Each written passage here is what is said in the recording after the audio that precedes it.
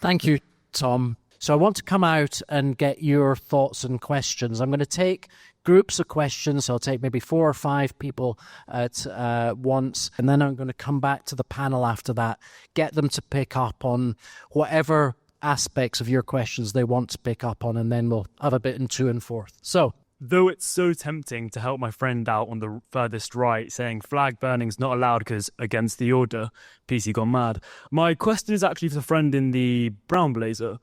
I'm completely against people being sacked, arrested, etc. I'm a freedom of speech absolutist. However, you said the word cancel culture could lead to shunning. Isn't disapproval a legitimate use of freedom of speech? And isn't opposing that opposing freedom of speech? Hi, I have a question for Mr. Orr. If you support free speech, then would you support the firing of Jimmy Kimmel, who famously expressed his opinion on the death of Charlie Kirk, which is horrible, I agree, but it is freedom of speech in our society. And then I have a question for Mr. Hankinson as well. You talk about sexual assault committed by immigrants, which again, I agree is wrong, but how do you justify the premiership, the presidency of a man who has been accused by 28 women of assaulting them? He's been convicted by a jury. That is the law, that is the judiciary in practice. Thank you. Okay, hi. My name is Kara Dansky. My question is for Nadine. First, I want to say to Tom, I agree with you 8,000% on the reason for the November 2024 election. So my question is for Nadine about the American Civil Liberties Union, of which you were president for a very long time and at which I worked from 2012 to 2014. I have been canceled from my career in the criminal justice world because I'm a TERF and I say that men aren't women. So my question about the ACLU has to do with speech in that area. So there have been a number of cases where people have challenged laws or policies that punish them, right? So there's a case called Merriweather where a professor was punished by his university because he refused to use his students' preferred pronouns. And he eventually won. And there are other cases like that where students or professors have challenged policies that punish them for, not going along with gender identity. The ACLU is nowhere to be found. And the reason I'm asking this question is because presumably when the ACLU represented Nazis marching in a Jewish neighborhood, it's not because they themselves were Nazis. They did not share the beliefs of the Nazis, but they were there for speech. And here in these cases, the ACLU has gone all in on trans. We know that. That's not a mystery. But it still could stand up for speech, and it doesn't. And does the ACLU's failure to stand up for speech in the context of gender say something about just how far the ACLU has gone all in on trans and abandoned speech? Okay, thank you. I am really interested in how voting is anonymous. So it doesn't actually represent free speech a lot of the time because you're never going to be exposed for what you've actually voted for. And I completely agree with this first gentleman when he said shunning is a form of free speech. I agree with that. But I think we over-rely on people like Trump or people like Charlie Kirk to say what we're thinking or some of what we might be thinking. And then in our own lives, we don't speak up, we don't say anything at the pub. And it's like the inability to have casual conversation feels really stressful to me, and I would never want to punish anyone for shunning someone. Speech has consequences, but the amount you can express politically is completely anonymous, and the amount you can express socially or through media or actors or whatever is very public. So I feel like the discrepancy between the two is just very stressful to deal with. My question's to Mr. Hankinson. Firstly, thank you for being here. My name's Jamie, and as someone who broadly is in favour of the present Trump administration and admires the Heritage Foundation in particular. I saw an event from you guys in DC last summer. My concern and question towards you is the fact that Trump at certain stages has expressed an open willingness to go after, as he sees it, his political opponents. And for me, that manifested itself in its most concerning way when it came to John Bolton, a man who he tried to stop his book being published, and then he used the FBI to raid John Bolton's home in what I found was a very concerning manner, almost exactly reminiscent of when Mar-a-Lago was raided 3 years ago. And so how do you kind of reconcile that usage of, that weaponization of the FBI to go after someone who he doesn't like? Recently, we've seen a Democrat senator, a state senator, and her husband be killed, and the media has quickly forgotten about it. Ben Shapiro, a big supporter of Trump, has called for the pardoning of Derek Chauvin, who brutally murdered George Floyd. And now we see Donald Trump deporting or not allowing entry into America for people who mock or to be seen mocking the death of Charlie Kirk. So my question is, isn't it now that cancel culture is a weapon of the right rather than the left?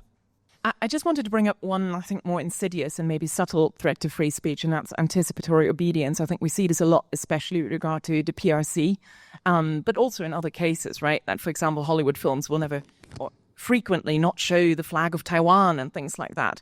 And anticipatory obedience is difficult to really combat with legislation because it has as its cause essentially just the threat of action taken against it, whether that be legal action or just economic action.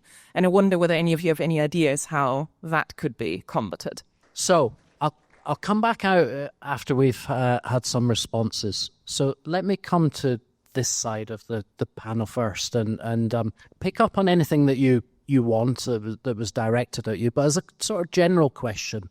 And this, I suppose, is a little bit of a reflection of the ACLU point down there, which is that the last decade or so does seem to, in the progressive form of government and politics that surrounded it, gone very far down the road of restrictions. So the government that's come along just now is not necessarily intervening in a kind of neutral territory. It's territory that's gone. So I wondered, do you give any ground to some of the things that have been mentioned amongst from this side of the panel of the need for intervention to try and at least kickstart something? Because it's, we can all say, right, well, let everybody alone to speak freely, but is it the case, as seems to be suggested over here, that there is a need to kickstart something, and that sometimes legitimately represents a kind of demand of the people? So that's the sort to both of you. Thank you. I'll go first since it's the same order. First of all, excellent questions from the audience, and I really appreciate the fact that you're also engaged. I'll try to answer several questions, but the overall theme really comes back to a point that James made when he said, I support Donald Trump, and then went on appreciatively to criticize a particular policy of Trump's. That has always been not only my own personal approach, but that of the ACLU. We'll come back to that. FIRE, where I have been working, most concertedly, most recently, completely nonpartisan, transpartisan, never endorse any candidate, any official. Look at every person, every official on an issue-by-issue basis. And I am fond of saying in my whole long career, there's certainly never been a government official who had a 100% positive record on free speech. And I started by complaining about Democrats, and throughout the Biden administration, not only advocated against, but litigated against the very kinds of suppressions that were critiqued by my colleagues here. So and specifically with respect to universities, because academic freedom, since I earned my living as a law professor, that has been my overriding concern. I have been, and FIRE has been, one of the foremost critics of universities, calling upon them for reform. So a lot of the goals that Donald Trump is advocating, seeking to implement through his measures, are completely enthusiastically supported by me, by academic freedom groups, by FIRE. But we strongly oppose many of the means that he is using. Remember that old phrase, the end does not justify the means, and think about a hypothetical future where a woke president is elected. Would you want that person to be exercising these extraordinary grabs of executive power that Donald Trump is exercising? So please, Please do. And I was a complete critic of violations of Obama and Biden as well. And I've written about how they in some ways laid the ground for some of Trump's strategies, which is really proving my point that my liberal friends who were supporting what Obama and Biden did because they supported the policy but lost sight of the underlying principle. So I beg conservatives to please stay true to the principles. In the United States, we have a lot of respected conservatives, including some who enthusiastically support Trump's policies, who have joined forces with liberal critics saying, first of all, if you respect the process of law, the rule of law, Donald Trump is ignoring congressional statutes. In addition to ignoring the Constitution, he is ignoring the Administrative Procedure Act, violating basic due process. And by the way, this was one of the critiques that those of us in the civil liberties community had against Obama and Biden, that they were enforcing anti-discrimination on the basis of gender in ways that basically any guy who was accused of sexual harassment was basically denied fundamental due process rights. And we objected to that. So we should equally object when Donald Trump is doing the same thing under... Okay, I'm running out of time. I'm going to come back to James and the ones on this side to get some responses to some of that, because I can almost feel on my left side that there's a bit of disagreement there. But Cheryl, do you want to just pick up on a couple of points and perhaps that kind of thing that I asked as well? I want to say that my centrist dad always said to me, 2 wrongs don't make a right. And the point is that through 2016, 2020, 2024 election campaigns, the Trump derangement syndrome was real. It was horrific.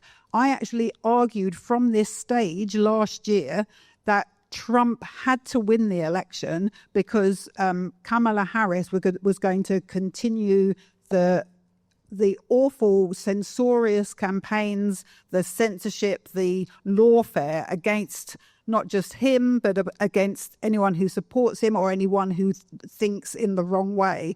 And that, he was at least some kind of defense against that. And if you are a free speech absolutist, as I am, you take against anyone who treads on free speech rights. I didn't have a naive hope that Trump was going to come in and wave the free speech flag, but I had a little bit of hope, and I knew that it wasn't going to come from the other side. And I did think that since that side of the ledger had been the target of so much censorship, they would know how it would feel. They might want to avoid that. They might want to actually bring in some kind of level playing field. But instead, not only has Trump brought in more censorship, he is also, while mouthing platitudes about free speech, he has also taken out kind of lawfare suits against all of his political opponents. And as we've heard from some of the contributions from the floor, in Congress, in law firms, and others, people that he wanted to take down, he's taken them down in the way that he was unfairly taken down, which doesn't strike me as justice. It strikes me as revenge. And I don't think that is a very good thing for democracy or or American political culture. Just one example of the 2 wrongs doesn't make a right. Because it is true that the Democrats bought in this kind of regime of censorship. And under Obama, the Title IX of the Civil Rights Act was used in universities to combat sexual harassment, which mostly was about speech rather than about actions and the way that it was applied. And it was applied very unfairly and without any due process. Now, Trump is doing the same. They've both used the civil rights machinery to undermine free speech on campus. So Obama did it in that way. Trump's doing it through Title IV and Title VI to attack anti-Semitism on campus as a protected group under the Civil Rights Act. So the Civil Rights Act, which was introduced to bring more democratic rights is now being used on campuses to undermine the democratic right to speak freely. Okay, so let's come now over to you, and let me start with you, James, because basically the charge is, I think, that the kind of weaponization of the right against free speech is the main problem just now. So in the context of any of the questions and anything that you want to respond to just what's been said just now. Okay, thank you very much, Alistair. Well, thank you for those wonderful questions and contributions. Let me just try and pick up on the ones that were at least vaguely directed at me. Gentleman had a question about, was it the comedian Jimmy Kimmel? Is that right? I mean, I haven't got strong views either way. As far as I know, that's not a violation of the First Amendment. That private employment decisions, even under extreme external pressure, that are based on whether or not somebody has breached the FCC rules. I mean, that's not a violation of the First Amendment. Kimmel was back on 48 hours later and cried like a baby, and then started critiquing the FCC and his bosses. So, whereas I think someone was saying before, cancellations under the Biden regime were permanent. You spoke the truth. However winsomely, however civilly, however politely, you were gone. You were banished from the digital public square in principle for good. And as somebody else said, I mean, I think Simon made this point. I mean, it is, are those late night shows, I mean, does anyone watch them anymore? Ratings going through the roof, going right, plummeting through the floor. These are not, this is a plainly political partisanship. And I think probably the company in question took the view that it was important for the public to be fairly represented. And I think there's this other point that I think John Stuart Mill makes this, that it's not just the content of the speech, but it's the context of the speech that matters as well. I think the example he uses is of the corn dealers being attacked and saying, look, corn dealers are impoverishing everybody with their price fixing, and that would be totally acceptable if published in a newspaper or in a pamphlet. If it's a mob gathering outside a corn dealer's house, the same speech can be plausibly restricted and constrained. And I'm not saying that whatever Kimmel said was an example of that, but context matters. And with Charlie Kirk's blood had barely run dry, and you had these extraordinary nihilistic celebrations, as Tom said, which were you could entirely understand the reaction of the right, even if looking back on it seemed unduly disproportionate. And that takes me on also to this question about, I think another question directed at me was this question about people not being given visas because they celebrated violence. And I mean, look, a nation has the right to determine the rules, to determine who can and can't come into their countries. That's just perfectly appropriate. And if there are people, I think there were 6 people who the State Department refused visas for on those grounds. If there are people who are going to exploit the hospitality of the United States by celebrating the assassination of a young man in front of his wife and children who symbolized free speech, who celebrated it, who did try to redress the balance on campuses on that on the free speech, using free speech on a whole range of different issues, then that seems to me a perfectly legitimate and plausible and lawful use of state power.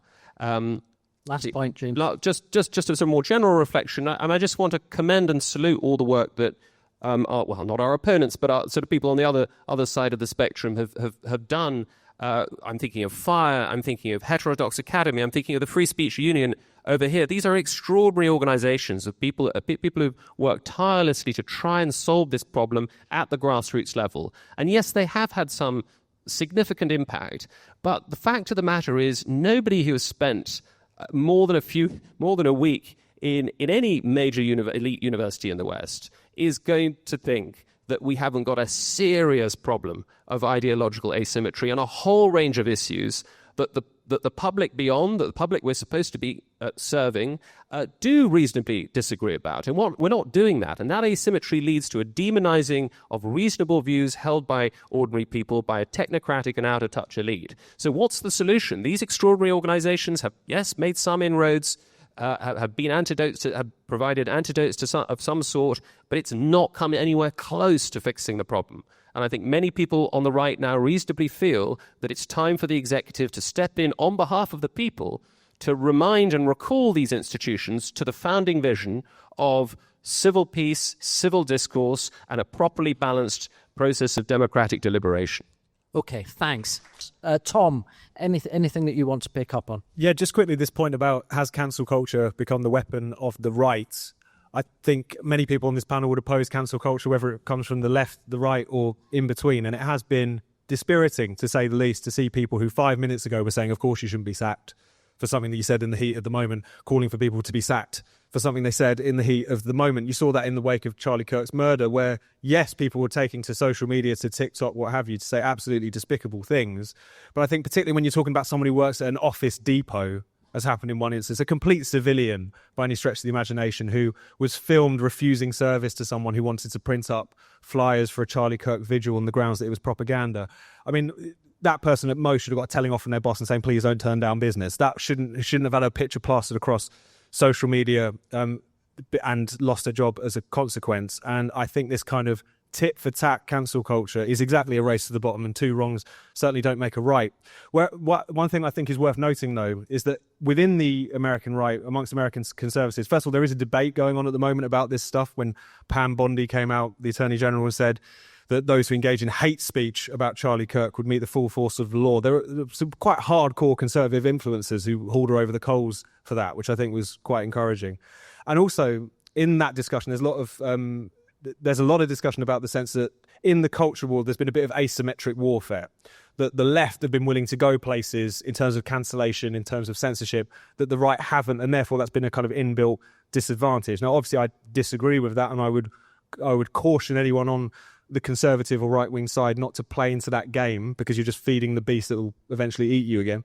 But at the same time, I think it is striking to contrast the things that you would get cancelled for by the left and the things that you would get cancelled for by the right. I mean, what we've seen in the wake of Charlie Kirk's murder is people losing their jobs for saying absolutely despicable things, luxuriating in the murder of a young father of two. In the height of Black Lives Matter in 2020, the entire leadership of the Poetry Foundation had to step down because their post-George Floyd statement was deemed to be too short, too brief. So even there, you're kind of seeing a slight asymmetry, which I think it would be worth at least noting. Jimmy Kimmel is another good example of this. I thought it was obviously the way in which Brendan Carr from the FCC was openly saying to ABC, essentially, if you don't do something about Jimmy Kimmel, we're going to come after you. That is outrageous interference in the affairs of a broadcaster. But he was only off the air for a matter of days. So the fact that the American left tried to turn him into Charlie Hebdo, I thought was bizarre. And the same goes for American college campuses. You know, the amount of people who, yes, have been disciplined or have been kicked out of the university in some cases, particularly on the Palestine question. First of all, there's a lot of nonsense in that discussion, because a lot of the time people are being disciplined because they were harassing Jewish students or they were occupying buildings. They're engaging in genuine civil disobedience, which always comes with consequences. That's not a speech issue. But I can't be the only one who has recognised that a lot of people on the left, on both sides of the Atlantic, they only really discover their inner John Stuart Mill when someone is saying something anti-Semitic. The rest of the time, they don't seem to have an interest. So I suppose what I'm saying is there is clearly cancel culture, there's clearly authoritarianism on both sides, but we shouldn't let anyone on either side get away with their hypocrisies. And I think particularly since Trump has come to power, it has allowed the identitarian left, the anti-Zionist left, to pose as if they are warriors for free speech, and at the very least we shouldn't let them get away with it. Simon, any quick thoughts? Then I'll come back out to the audience, and when we come back, I'll start with you the next time. Question about shunning. Excellent question. No, I don't think shunning should be illegal. I just think it's a bit pathetic. I'm so happy to be here. There's communists, there's, the whole range. And I'll talk to anybody about anything. And in my world, conservatives don't run from a fight. We love a good discussion. I found that it's people on the left who are the ones who are afraid to have a conversation. And, 30 years ago when I was going to pubs, we talked about anything. Nobody would walk away from a conversation. So you can shun people, but please don't. The question, I'll just do one more and I'll come back to the others because they were so good. How can I support Trump when he was convicted of sexual assault and 28 women? Look, I don't get paid by President Trump. I don't have to support him or speak for him or defend him. But if you could objectively take yourself back a few feet and look at Trump and pretend his name was John Smith, all of the cases against him, with one exception, were utterly manufactured lawfare. There are 28 accusations against him. Well, there could be 28 against me, and I would hope that there would be some kind of proof before I would go to jail or get fined or lose my job. The E. Jean Carroll case is probably the worst of the cases against Trump. In 2019, she accused him of sexually assaulting her in the bathroom of a store in New York City sometime in the 1990s. She wasn't sure where. No camera, no evidence, nothing. She claimed to be wearing a dress that hadn't yet been designed. It was like 2 years later. And this woman, I'm not victim blaming because we haven't established that she's a victim, but she's kind of kinky. Google her. I'm just not convinced that if you don't have evidence, that's the way our system works. You're innocent till proven guilty. And the case was just a crock.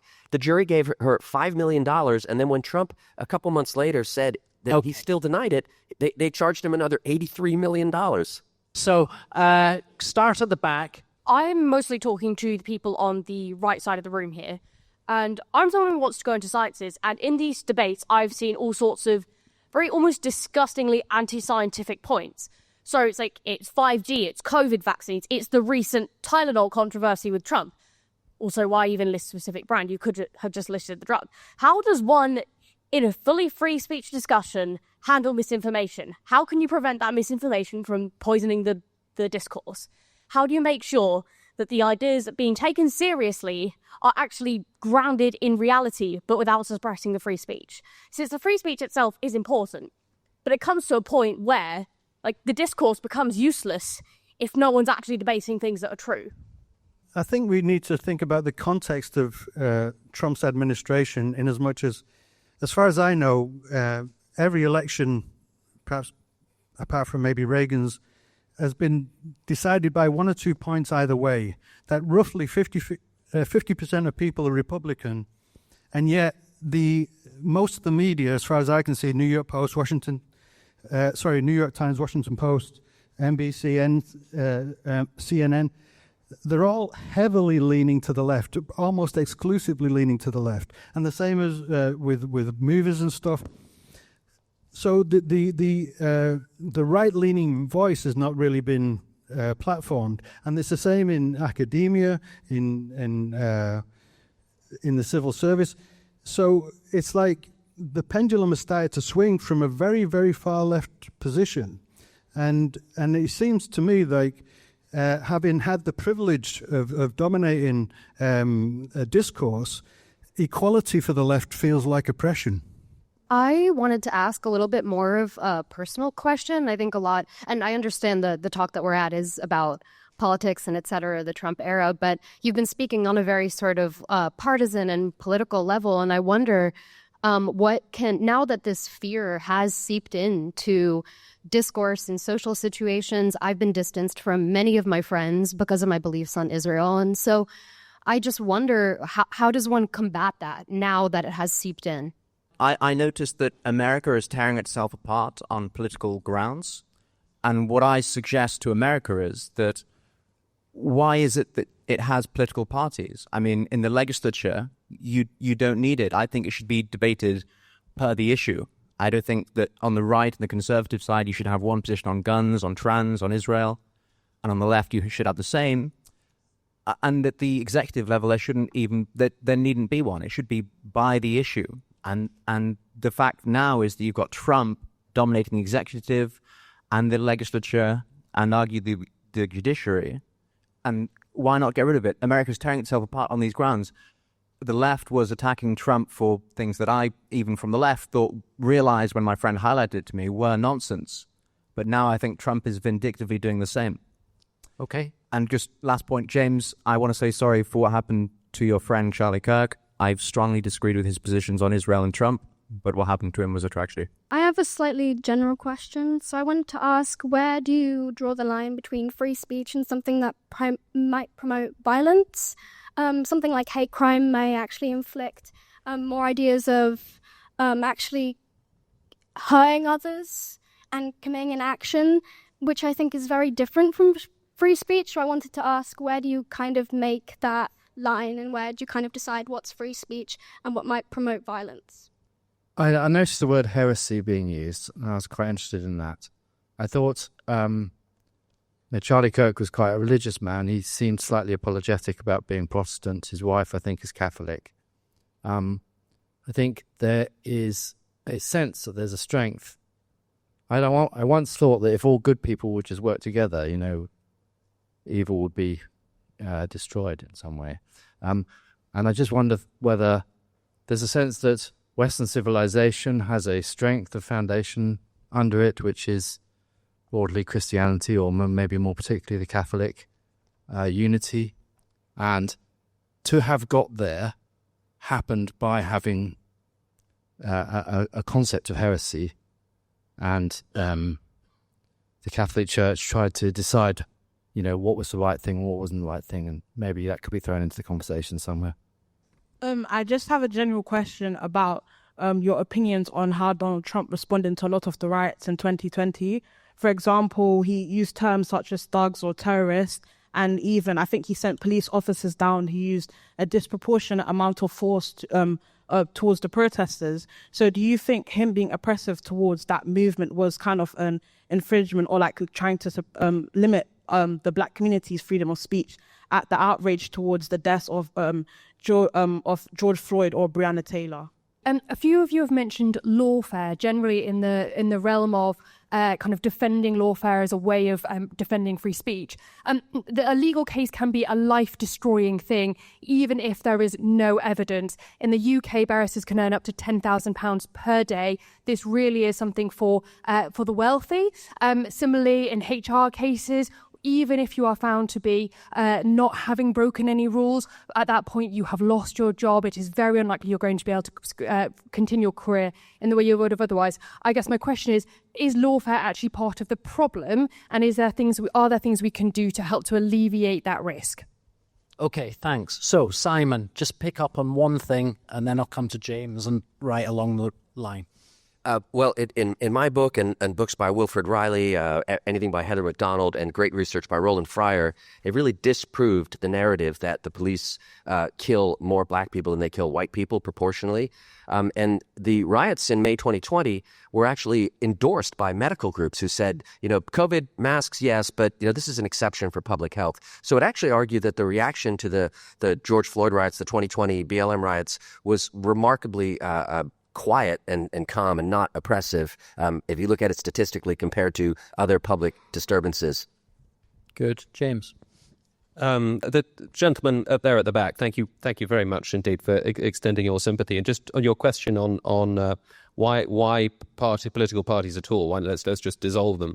Well, I think that the sort of straightforward answer to that is that, for democracies to deliberate properly, for democratic states to function properly, you are always going to need effective groupings. You need, more than a small group to be able to run a society, a complex society at scale. Now, actually, I think here in Britain we've got a better approach to the really hot button questions, particularly questions around beginning of life issues and end of life issues. Typically those have been free votes in the House of Commons, and that's, as it were, kept down the really neuralgic issues. It's prevented those issues from ripping apart the political landscape and the cultural landscape. And so we're much more comfortable in this country with there being issues of conscience that should transcend party politics and party lines. But I think even if you did dissolve the Dems and the Republicans, they would just really reform at some point, because I do think that there is coherence on the left and coherence on the right when it comes to sort of large ideological visions and collecting together, but broad sort of family resemblances across political institutions. I think at the moment, the old distinction of left and right is probably fading, and that's what we're seeing. We're seeing the sort of unraveling of that, the twilight of the long 20th century. And now we've got more maybe a politics that's divided between a politics of home and a politics of internationalism.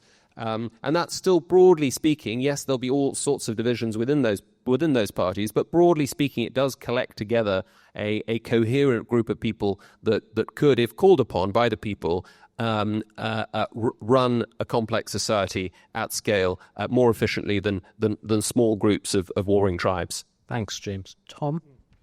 So quickly on the question of free speech and incitement, where the line is, I am a free speech fundamentalist. I think the only point in which speech should be limited is where it ceases to become speech, where it broaches into something else. In America, I'm a big fan of the Brandenburg test for incitement, which is that its speech becomes incitement to violence when it is both likely and intended to cause imminent lawless action. I think that's a very clear line in the sand that we could emulate potentially in British law. And it avoids the fact that you don't want to get into a situation where that category becomes so slippery that people are suggesting that any inflammatory statement, any hot-headed statement is treated as some form of incitement to violence. As Oliver Wendell Holmes, the great Supreme Court Justice, said, at the end of the day, every idea is an incitement. So we need to draw that line very tightly. Very quickly on the question of what does one do in one's sort of day-to-day life now that this intolerance has sort of seeped into absolutely everything. It's not easy, but it is about being braver, being as courageous as you can, being sensitive to the fact that people have other views, but also not taking any shit, because the stakes, particularly if it's on the Israel-Palestine question, are far too high. And I think we can take heart from the populist revolts that we've seen, not just in America, but in the UK, is that new self-confidence that seems to exist amongst people who previously might have felt themselves to be silenced. That's something definitely to embrace and deepen, I think. I think it would help clear the way of a lot of this cancel culture and intolerance that we've been seeing. Give me a very quick thought, Nadine, because I'm now getting pestered about wrapping up. Sorry, I have the greatest respect for every single question, but I'm being censored. No, I'm being told that I can only answer one. And to me, one that came up from a number of audience members, as well as from James in particular, is the ideological skew on campus in particular, but also in the cultural elite institutions in the United States. I could not agree with you more. And although I defend their free speech right, it is a form of cancel culture, of viewpoint suppression, and we have to counter it. But to throw out another cliche, in addition to the end does not justify the means and two wrongs do not make a right, we don't want a cure to be worse than the disease. And I want to point out that very respected conservatives and Republicans in the United States have been opposing the viewpoint diversity mandate that the Trump administration is seeking to impose, most recently through its so-called Compact for Excellence. To drop a couple of names, Keith Whitfield, who's now at Yale University, and Robbie George, who's at Princeton University, respected political, cultural, and religious conservatives. And, ultimately, even if you don't care about principle, hypothetically, just from a pragmatic point of view, the shoe is going to be on the other foot very, very soon. And so beware that it could stomp on your ideas. You're going to get me in trouble. Cheryl. I want to take up the point about misinformation, disinformation. Who do we trust, the experts, or how do we have kind of democratic debate? That question has a long standing in American intellectual history back to the 1920s, when John Dewey and Walter Lippmann debated those points about expertise and how could, in a mass democracy, a mass society, how could everybody kind of understand the issues that, there were so many issues so far away. So if we look on X or on social media of any kind, we have been expected to. It brings the news right to us. And so we have been expected to become immediate experts on, in COVID, we were all epidemiologists, and then we were supposed to be, experts on the geopolitical situation in Ukraine, and then, the race relations in the United States, and everyone's supposed to have an opinion and discuss that. I think that there is a place for experts, but during all of those moments, even those experts who disagreed with the political line were censored. So speech has been politicized in such a way. It isn't just that there's a mass of information. And so the only solution to that, and big surprise, on a panel about free speech, is that the only solution to it is free and open democratic debate about all of the issues. Right. Because, as we come together, we're all not going to all be experts, but together we can kind of collectively work through the solutions. These were quick. The reason why I think President Trump has been signing executive orders is because the Dems in Congress won't agree to anything. And also, in order to get the legislation through, you need 60 or something in the Senate. If you've got Gavin Newsom this week saying he's going to sign into law that boys can go into girls' sports, blah, blah, blah, even though California has the Olympics and the Olympics have said no, biological sex only, no trans athletes crossover. That is why he has had to do executive orders. There are reasons for it. And with regard to the Charlie Kirk thing, yes, Home Depot, he shouldn't have been fired. But a doctor and nurses who also wrote terrible things, no. Nobody wants to be treated by people like that with so much hate in their heart. I was just thinking about the balance, and I just wondered how people feel about, is it a strong word to say that many young people are indoctrinated on the left because they've been subjected through their educational system, through social media, through mainstream media. And I only get that impression from myself looking at social media and hearing why they hate Trump, and there's no reason, or why they support, why they don't worry about Yemen or Sudan or other places or Congo where people are getting murdered. So that's what I just wondered, how can Trump or any government try and deal with that level of, well, I'm using the word indoctrination, maybe I'm scared to say the word, but I'm saying it. I'm afraid we're going to have to call it quits there and come back to the panel now for just a few very brief final thoughts. So starting with Tom, and then we'll just go in reverse order. Just give us something to take away. I mean, it's a bit of a cop-out. I'm just going to end it on a bit of a question, which is that we've talked a lot about how to fight censorship in the legal realm, how to fight censorship in the cultural realm, and also the trickiest one, though, I think, is the institutions. Is things like the university. How do you take something like Harvard, which in FIRE's own free speech rankings has come essentially dead last for freedom of speech for a very long time? How do you reform an anti-free speech institution in a more pro-free speech direction? This is not an easy problem to solve. And I think those of us like myself who have been genuinely concerned about the kind of heavy-handedness or the overreach of what the Trump administration has done towards universities, you have to accept that there is a problem there, particularly when, as many American universities, as UK universities are, benefiting from state money, from largesse. It's not unreasonable to want some level of accountability, but it's how you do that in such a way that doesn't make you the mirror image of precisely the thing that you're fighting is the big question that I think confronts us in terms of this Trump administration, but also with American public life going forward. Excellent. Thank you. Simon? I just wanted to separate the visa question because that's what I do for a living. There's a difference between free speech and consequences for that speech. You can say anything you want in the United States with some limits. But under sections of the Immigration and Nationality Act, the president can declare that a person's presence in the U.S. is detrimental to our national security. The Secretary of State can determine that a person's presence is detrimental to our national security or our foreign policy.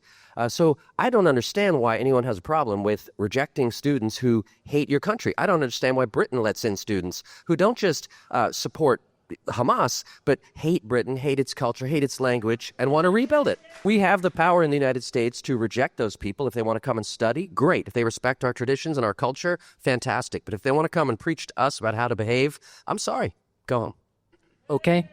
Cheryl?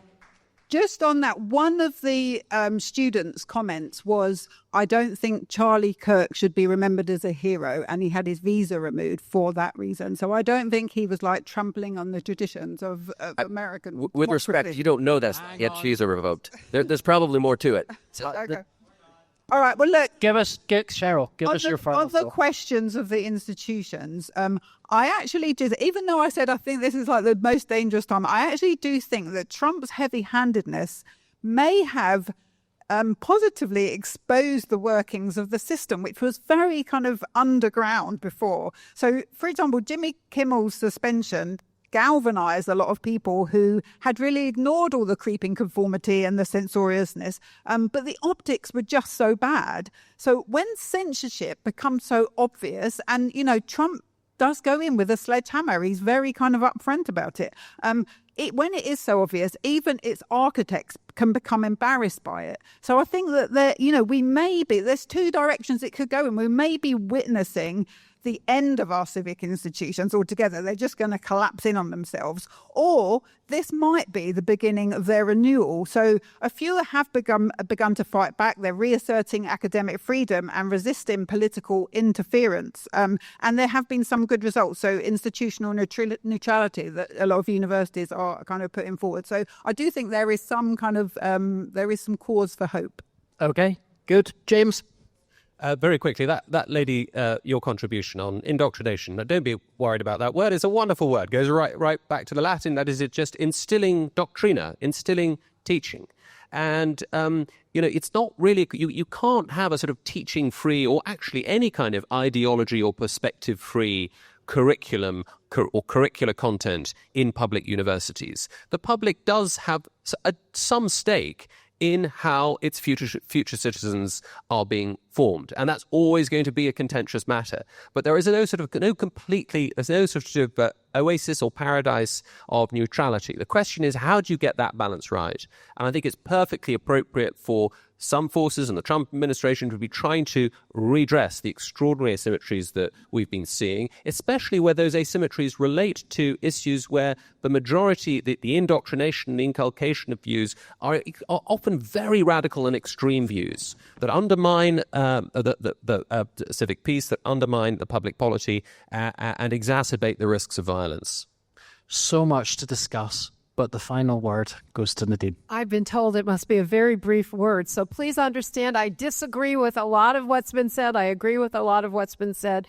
But for me, the most important point is that we have to get away from the natural human tendency to defend freedom of speech for me, but not for thee, and to adopt instead what many of us call, and to live by what many of us call the golden rule of free speech. If you want freedom for the speech that you love, you must defend it for the speech that you loathe. Thank you very much.